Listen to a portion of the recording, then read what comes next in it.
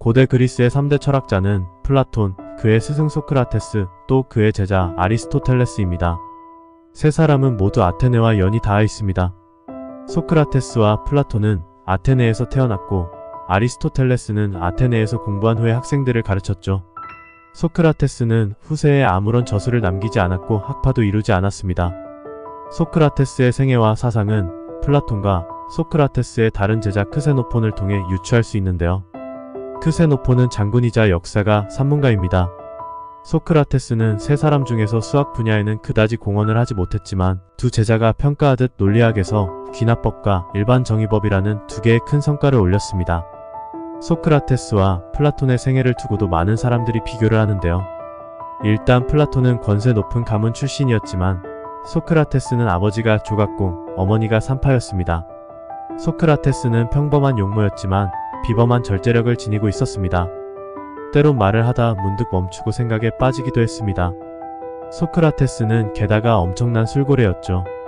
주량이 상당했다고 전해집니다. 소크라테스가 아테네 젊은이들의 영혼을 타락시킨다는 이유로 독약을 마셔야 했을 때 죽음을 앞두고 어쩌면 그렇게 의연하게 말했던지요. 플라톤이 남긴 대화록 크리톤 편의 마지막 구절은 이렇습니다. 신이 나를 이렇게 이끌고 있으니 그것에 따르기로 하세.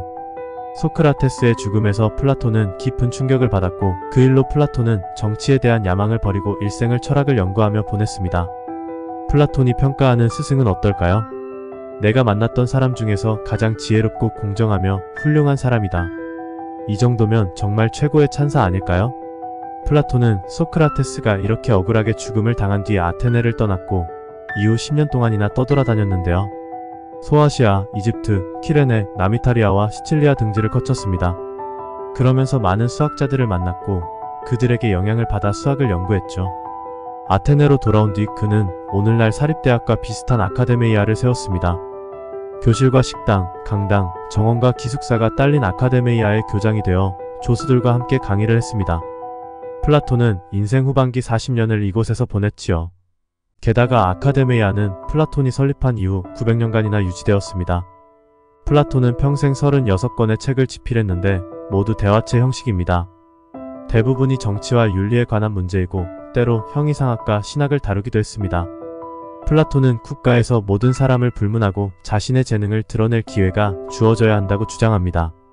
플라톤 자신은 수학 분야에서 특별한 업적을 남긴 건 아니었지만 플라톤이 세운 아카데메이아는 당시 그리스 수학 연구의 중심이었고 대다수의 수학적 성과 모두 플라톤의 제자들이 이룬 것입니다. 정수의 제곱근, 코차방정 식혜의 무리성 연구, 정팔면체와 정이신면체의 구조, 원뿔 곡선과 수많은 기본 도형 등 수학에 대한 철학적 탐구 역시 플라톤에서 출발하는데요. 플라톤은 수학 연구의 대상은 마땅히 이데아 세계의 영원 불변의 관계여야 하며 변화무쌍한 현실 세계에서는 불가능하다고 봤습니다. 플라톤의 저서 중 가장 영향력이 있는 작품을 꼽으라면 단연 국가일 텐데요. 그중 6편의 내용을 잠시 살펴보겠습니다. 기하, 산술 등의 학문을 연구하는 사람은 우선 홀수, 짝수, 둔각, 예각, 직각 등을 이미 알고 있는 것으로 가정해야 한다. 이미 알고 있다는 가설에서 출발해서 시종일관된 방향으로 추론하여 원하는 결론을 얻어야 한다. 이러한 서술을 통해 연역추리가 아카데메이아에서 이미 성행했음을 알 수 있습니다.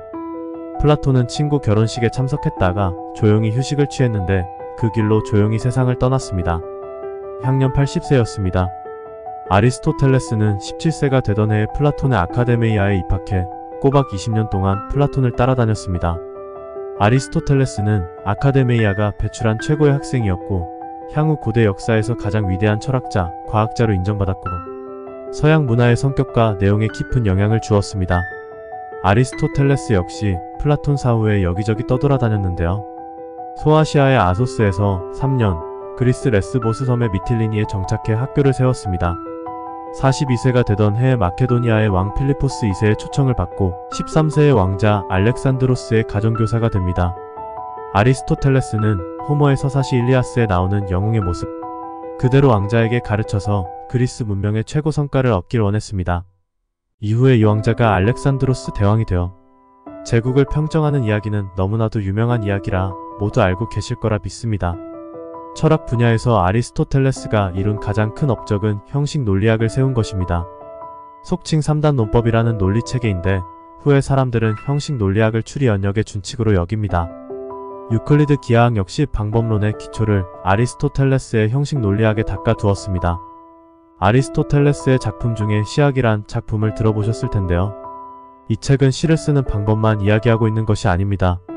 어떻게 그림 그리고 연극을 하는지 가르쳐주고 있습니다. 유클리드의 이론 역시 3차원 공간에 대한 모방의 기초를 두고 있는데요. 아리스토텔레스의 시학은 형식의 모방이고 유클리드의 원론은 추상의 모방입니다.